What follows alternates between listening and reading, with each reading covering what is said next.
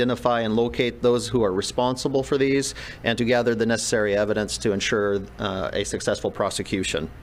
After identifying the suspect in this case, we had over 15 detectives from our Criminal Investigation Division, from our Investigative Assistance Division, and from our local partner agencies scouring both Thurston and Mason counties, which ultimately led to the suspect's arrest yesterday. I'd like now to turn it over to Sergeant Clint Thomas, who will provide you with some details of the collision and the subsequent investigation. Thank you, Captain Hall. My name is Detective Sergeant Clint Thomas with the Washington State Patrol. I want to introduce real quickly the guys who did a lot of hard work with this investigation. Detective Kevin Pratt, Shannon Beeler, Jim Meldrum, and Richard Bjorkman. We're with the Criminal Investigation Division. We're tasked here within District 1 here to investigate serious injury collisions here in this district. We handle Pierce and Thurston counties. And real quick, this investigation hit us pretty hard involving Isaiah. Real quick, I just want to give you a quick introduction or a detailed report on kind of what led us to where we are today. On January 27th, near 101 near Ursa Bay Road, there was a 911 call that came in about 5:35 p.m. reporting a pedestrian versus car collision.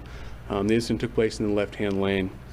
When troopers arrived, it was determined that 10-year-old Isaiah was walking in the left-hand lane when he was struck by a vehicle.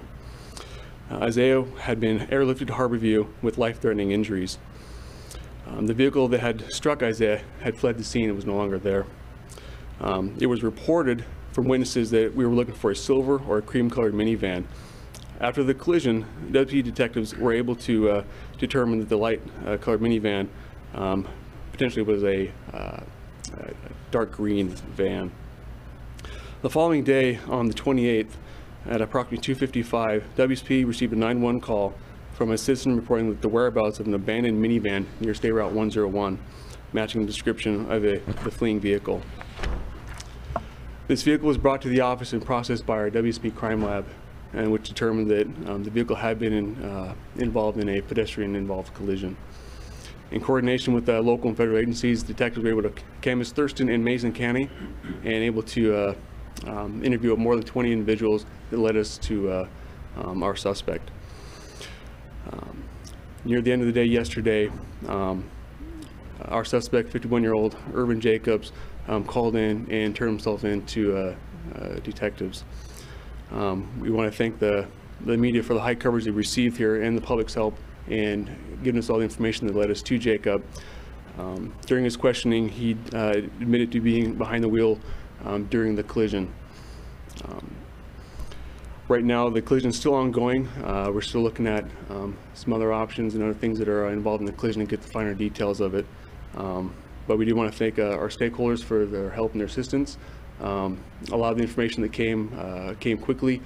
We had long days, long nights, our detectives out there doing interviews, and it was a lot of hard work through them that made this to be the result that we have today.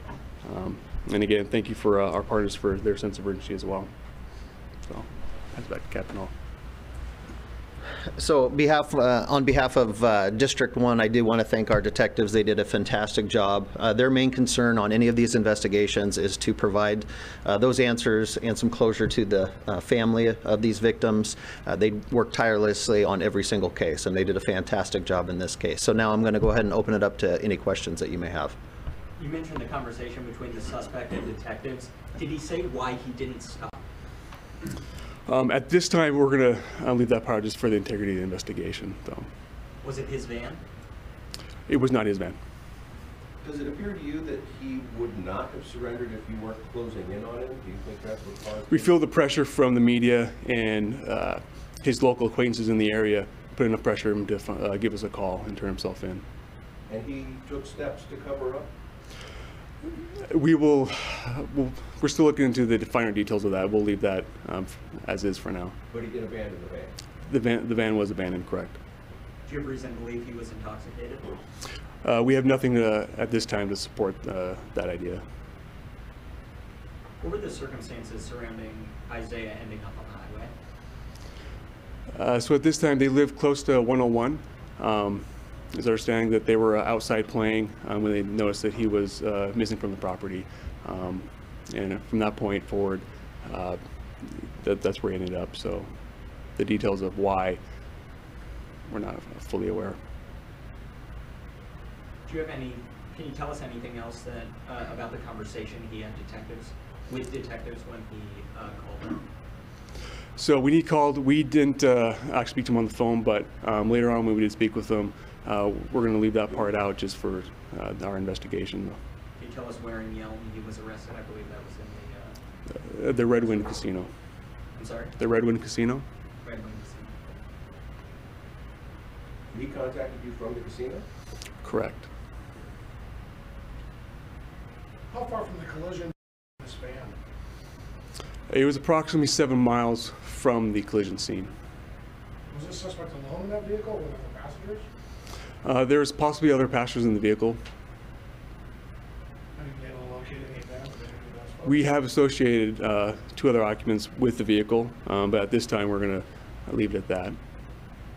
So you've identified 2 other people who you believe were in at the time of the, inside the vehicle at the time of the collision. Correct. Did the suspect have a active driver's license? No, he did not. Does he have a criminal history? He does have past law enforcement contact. Can you tell us about what that is? They don't really, not relevant to the investigation, but he does have some prior contacts.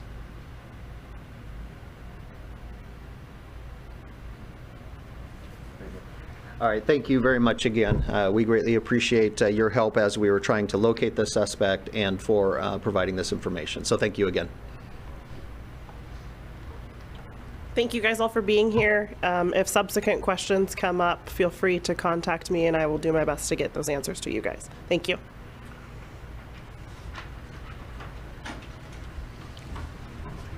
Good job.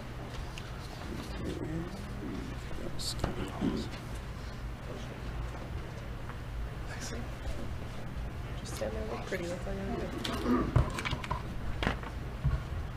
Okay. Thank you guys. My brother-in-law was hit by a guy. He was on his bike.